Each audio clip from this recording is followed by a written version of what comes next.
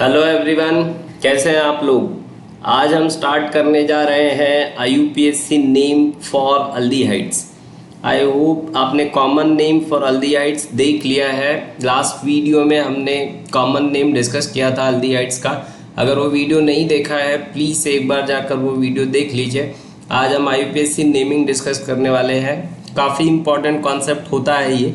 आप अगर 11 से देख रहे रहोगे तो आपको आईयूपीएससी नेमिंग हर जगह इसकी ज़रूरत पड़ती है, इसलिए इस कॉन्सेप्ट को हम डिनाई नहीं कर सकते। ये कॉन्सेप्ट हमें सीरियसली पढ़ना ही पड़ता है। तो आज हम इसी कॉन्सेप्ट को कंटिन्यू करने जा रहे हैं, बट आज आईयूपीएससी नेम डिस्कस करेंगे फॉर अल्डिहाइड्स। आई होप कुछ चीज़ें आपको पता होंगी, कुछ एडिशनल चीज़ें हैं वही आज कंप्लीट करना है। चलो स्टार्ट करें। देखो, अब अगर मुझे अल्डिहाइड्स का आईयूपीएससी नेम लिखना है तो इसके आईयूपीएससी नेमिंग लिखने का एक पैटर्न होता है। कॉमन नेम का पैटर्न याद है आपको। अल्डिहाइड का अगर कॉमन नेम लिखना है तो हम पैटर्न क्या फॉलो करते हैं, डैश अल्डिहाइड। वैसे ही अगर अल्डिहाइड का आईयूपीएससी नेम लिख रहे हो तो इसका भी एक पैटर्न हमें फॉलो करना होता है। What is the pattern to write IUPAC name for aldehydes. तो इसके नाम में क्या लिखा जाता है, अल्केन। और अल्केन का ई यहाँ नहीं लिखा हुआ है और ई हटाकर वहाँ पे क्या लिखना होता है, एल। एल क्या है, आपके अल्डिहाइड के पहले दो अल्फ़ाबेट्स हैं, तो इसका नाम क्या हो गया, अल्केनल। क्या नाम हो गया, अल्केनल। तो अगर मुझे अल्डिहाइड्स का आईयूपीएससी नेम लिखना है तो मैं पैटर्न क्या याद रखूँगा, अल्केनल। आई होप ये चीज़ समझ में आ गई। चलो अब हम एक टेबल रेफर करने जा रहे हैं, इस टेबल को ध्यान से समझते हैं। अब देखो, इस टेबल को हमने पहले भी देखा हुआ है, अगर आपको याद होगा एक बार फिर से देख लो। यहाँ हम क्या रिफर करते हैं, नंबर ऑफ कार्बन आइटम्स, और उसी हिसाब से तीन पैटर्न हमें लर्न करना होता है। एक पैटर्न अल्केन का है, एक पैटर्न अल्काइल का है और एक पैटर्न डैश का होता है। फिलहाल हमने कौन सा पैटर्न देखा, ये कौन सा पैटर्न था, अल्केन का। तो अभी अल्केन का पैटर्न रिफर करने जा रहे हैं। तो अल्केन का पैटर्न है तो क्या कॉमन चीज़ यहाँ लिखी जाएगी। देखो, कोई भी अल्केन होगा ये कैसे पता चलता है, उसके आखिर में क्या लिखा होता है, ANE। अगर कोई नाम अल्काइल से रिलेटेड है तो उसके आखिर में क्या लिखा रहेगा, YL। तो फिलहाल हमें क्या रेफर करना है, अल्केन, यानी आखिर में क्या लिखा हुआ रहेगा, ANE। अब कौन सा अल्केन होगा, that is decided by what number of carbon atoms. जैसे अगर मेरे मॉलिक्यूल में there is one carbon atom, तो if there is one carbon atom then I will use the term methane. Meth will represent one carbon, ANE will represent it belongs to alkane. If I have two carbon atoms then I will write the name as ethane. Again two carbon is represented by it and ANE will represent a part of alkane. Similarly, if I have three carbon atoms in the molecule, I will write the name as what, propane. Again this prop will represent what, three carbon and ANE will represent what, a part of alkane. अगर याद है तो चार carbon के लिए नाम बताओ, क्या लिखेंगे, butane. But will represent four carbon and ANE will represent alkane. For 5 carbon atom we write the name as what, pentane. 5 carbon is represented by pent, ANE will represent alkane. For 6 carbon atom we will go for hexane. Similarly 7 carbon heptane, 8 carbon octane, 9 carbon nonane and 10 carbon decane. At least 10 namings we should be clear with. तो ये शायद नाम आपको clear हो गए होंगे। जिन लोगों को ये नाम याद है उनके लिए अच्छी बात है, जिनको नहीं याद है इसको लर्न कर लो और फिर आगे चलते हैं। थोड़ी देर पहले हमने अल्डिहाइड के आईयूपीएससी नेम का पैटर्न देखा था, क्या था, अल्केनल। तो अब देखो, अल्केन मतलब क्या क्या लिख सकते हो, मीथेन हो सकता है, ethane, propane, butane, pentane, hexane. अब मीथेन लिखना है, इथेन, प्रोपेन, ब्यूटेन क्या लिखना है, that is decided by what number of carbon atom. If in my molecule there is one carbon atom, I will use the term methane. So my IUPAC name for aldehyde will be what, methanol. And if there are two carbon atoms I will use the term ethane, and for aldehyde IUPAC name will be what, ethanol. Similarly if I have three carbon atom I will use the term propane, the name will be propanol. For 4 carbon atom I will use the term butane and the name will be butanol. For 5 carbon I will use the term pentane, name will be pentanol. 6 carbon के लिए नाम क्या हो जाएगा, hexane, और आखिर में aldehyde के लिए क्या लिखेंगे, हेक्सेनल। आई होप यहाँ तक चीज़ें समझ में आ गई।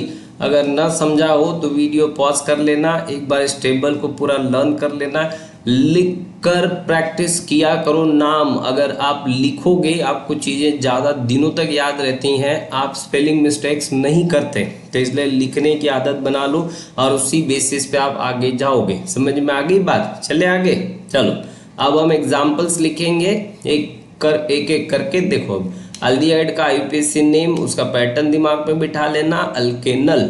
अब देखो इस एग्जाम्पल का नाम ट्राई करो।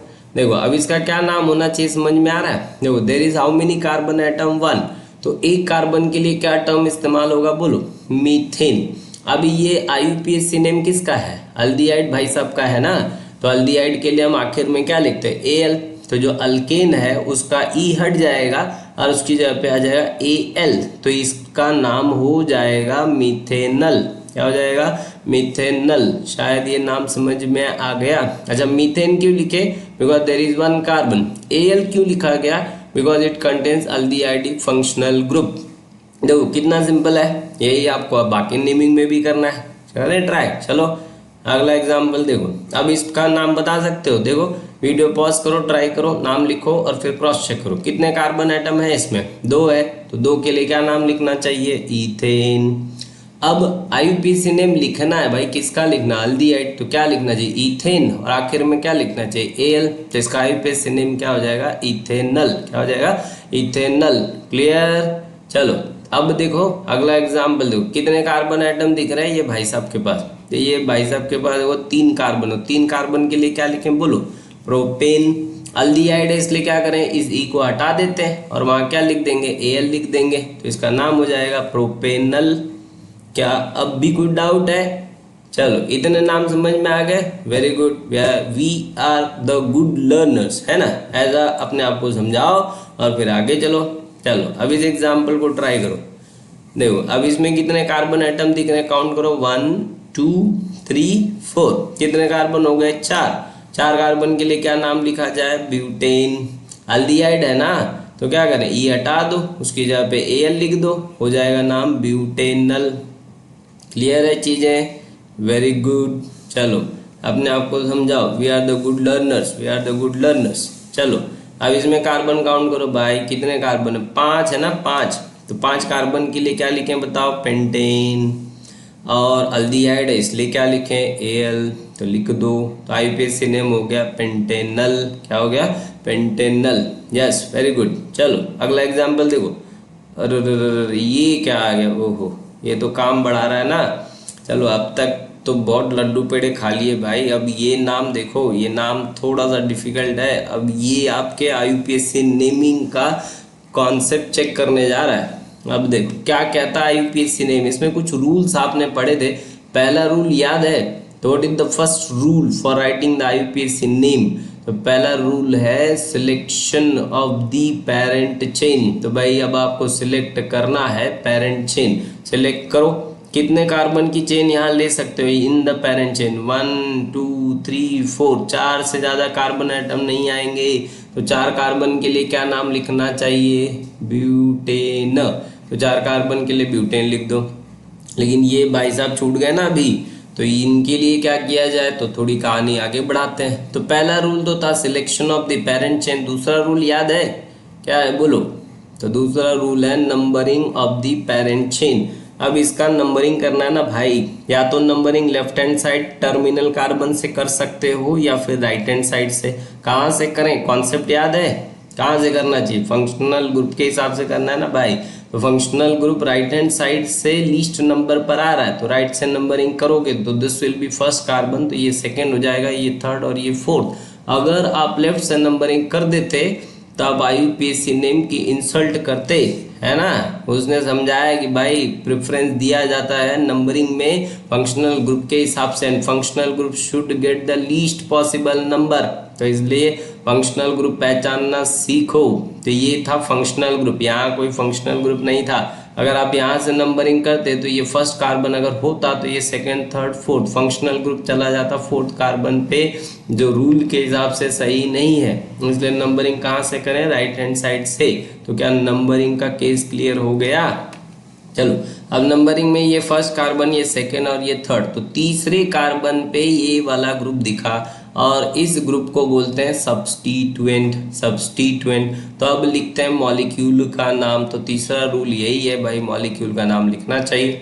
तो 3 चीजें आपने सीखी, selection of the parent chain, फिर नंबरिंग, फिर नेमिंग। अब नेमिंग का भी एक तरीका है, ये जो लिखा जाता है ना, ये जो अलग से ग्रुप होते हैं, ये आपकी पेरेंट चेन हो गई भाई, ये आपका फंक्शनल ग्रुप हो गया, और ये आपका हो गया अलग वाला ग्रुप, और इसको बोला जाता है सब्स्टिट्यूएंट।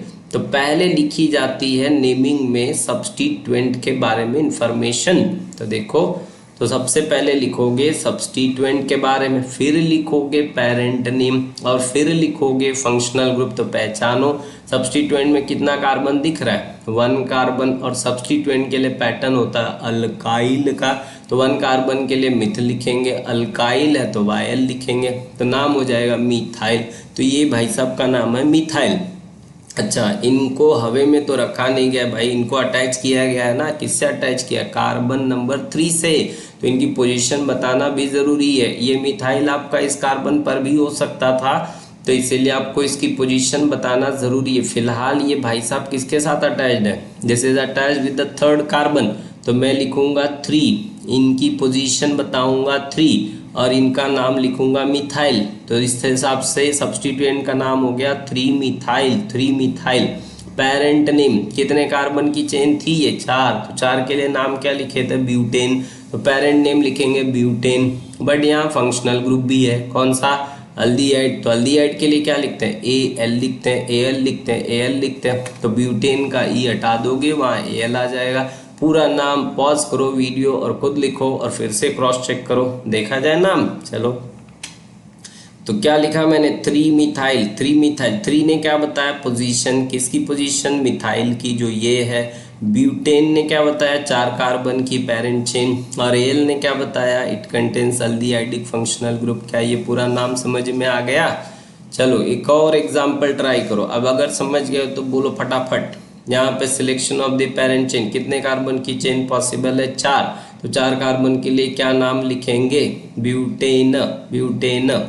अच्छा, ये भाई साहब देखो यहाँ भी है, मिथाइल है, और बट पहला कार्बन तो यही होगा ना भाई, फंक्शनल ग्रुप को लिस्ट नंबर देना है, तो दिस इज कार्बन नंबर 1, तो ये कार्बन नंबर क्या हो गया, 2 हो गया ना, 2, तो ये सेकेंड पे है, तो इसका नाम हो जाएगा 2 मिथाइल। क्या हो जाएगा, 2 मिथाइल। 3 कार्बन की चेन है इसलिए ब्यूटेन, और अल्डिहाइड है इसलिए एल, तो नाम हो गया 2 मिथाइल ब्यूटेनल, 2 मिथाइल ब्यूटेनल। क्या यहाँ तक नेमिंग समझ में आ गई, कोई डाउट है तो आप पूछ सकते हो, अगर डाउट नहीं है तो आई होप यहाँ तक की चीज़ें समझ में आ गई। आगे चलें, देखो, अब देखना, अब देखो, अब बताओ भाई, selection of the parent chain, कितने कार्बन की चेन पॉसिबल है, बोलो फटाफट, 3 कार्बन, तो 3 कार्बन के लिए नाम क्या लिखें, प्रोपेन लिख देते हैं। अब देखो, ये तो 2 हो गए भाई, ये मिथाइल हो गया, ये भी मिथाइल हो गया, अब ये हो गए 2, 2, तो 2 के लिए लिखा जाता है डाई, तो इसका नाम हो गया डाई मिथाइल। ये मिथाइल किस कार्बन पे है, सेकंड, ये मिथाइल किस कार्बन पे है, सेकंड, तो मैं क्या लिखूंगा, 2,2 डाई मिथाइल, क्या लिखूंगा, 2,2 डाई मिथाइल। 3 कार्बन के लिए क्या लिखूंगा, प्रोपेन, और अल्डिहाइड के लिए क्या लिखूंगा, एल, तो इसका आईयूपीएसी नेम हो गया 2,2 डाई मिथाइल प्रोपेनल। क्या हो गया, 2,2 डाई मिथाइल प्रोपेनल। क्लियर है नाम, अगला नेमिंग ट्राई करें, क्लियर हो गया नाम। चलो, आई होप आज का लेक्चर आपको पूरी तरह से समझ में आ गया होगा। अगर ना समझा हो तो फिर वही कहानी है, आप अपने डाउट्स कमेंट सेक्शन में पूछो यार, कमेंट्स नहीं करोगे, पूछोगे नहीं तो कहानियाँ समझ में नहीं आएंगी। ऑर्गेनिक केमिस्ट्री समझना चाहते हो तो लिखना, प्रैक्टिस करना और डाउट्स को क्लियर करना बहुत ज़रूरी है। तो आपके जो भी डाउट्स हैं आप कमेंट सेक्शन में लिख दिया करो, मैं कमेंट सेक्शन के आंसर ज़रूर दूंगा, ठीक है। चलो, नेक्स्ट वीडियो में मिलेंगे।